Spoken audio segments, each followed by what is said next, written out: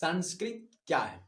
तो संस्कृत को जो दो नाम इसका और है, एक है देववाणी और दूसरा है सूरभाषी। यानी संस्कृत को देवों की भाषा कहा जाता है, यानी कि भगवान जो है संस्कृत में ही बात करते हैं। आप जो सीरियल देखते हो वो तो हिंदी में वो सीरियल इसलिए बनाई जाती है ताकि हम लोगों को समझ में आए, अन्यथा संस्कृत में बनाई जाएगी सीरियल तो हम लोग को समझ में रहेगा, क्योंकि संस्कृत जानते ही नहीं। इसलिए जो भगवान असलियत में जो रियल में जो ईश्वर है वो संस्कृत में ही बात करते हैं, इसीलिए जो इसे ईश्वर की भाषा कहा जाता है। तो देववाणी भी देखिए, तो वाणी मतलब आवाज, यानी देवों की आवाज, आवाज यानी भाषा, आवाज तो हम भाषा के रूप में निकालते हैं। उसके बाद सुर मतलब भी भगवान होता है और भाषी यानी भाषा, तो यानी देवों के अर्थ देखें तो सबका अर्थ जो एक ही है, देवों की भाषा। तो संस्कृत जो है वो देवों की भाषा। और जो संस्कृत अगर पूछा जाए कि अगर है क्या, तो संस्कृत एक भाषा है, हिंदी यूरोपीय भाषा है। हिंदी यूरोपीय भाषा है, हिंदी यूरोपीय भाषा की एक शाखा है।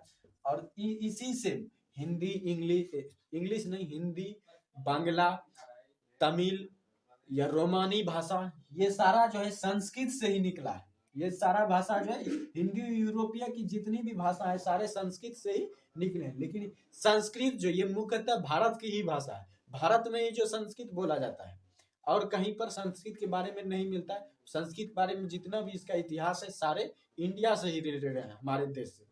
और इसके पिता जो है पाणिनि को कहा जाता है, संस्कृत के पिता पाणिनि कहलाता है। और इसमें जो दो कंफ्यूजन आता है, कभी कभी पतंजलि का भी नाम आता है, पतंजलि का भी नाम आता है। सबसे पहले देख लेते हैं इसकी एक रचना है महाभास्कर।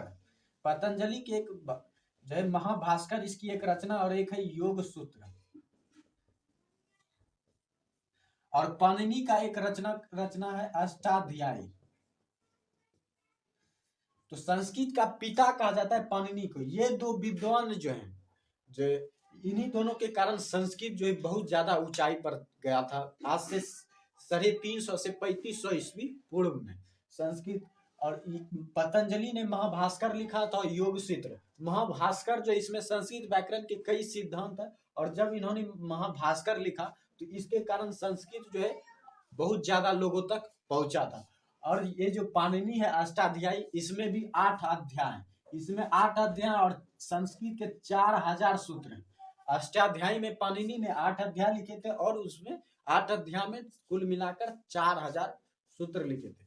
ये भी कभी कभी पूछा जाता है 12th बोर्ड में, तो इसको भी याद रखना। और संस्कृत का मुख्यतः पिता पाणिनि को ही कहा जाता है, लेकिन चर्चाएं दोनों की होती है, पाणिनि की भी पतंजलि की भी। कभी कभी जो है पतंजलि को भी पिता कहा जाता है, क्योंकि दोनों जो है एक ही समय जन्म लिए थे और एक ही समय के विद्वान भी थे। इसीलिए जो उस समय का कोई इतिहास नहीं, क्योंकि उस समय तो कोई कैमरा था नहीं कि वीडियो बना के सेव रखा जाए, इसलिए जो है अलग अलग विद्वानों की अलग अलग राय है। लेकिन मुख्यतः जो पाणिनि को ही कहा जाता है, क्योंकि इनकी जो ये किताब है अष्टाध्याय, सबसे ज्यादा संस्कृत के सूत्र इसी में है, 4000 सूत्र। तो इसलिए आप लोग समझ गए संस्कृत के बारे में, आप अपने से खुद से इसके बारे में विश्लेषण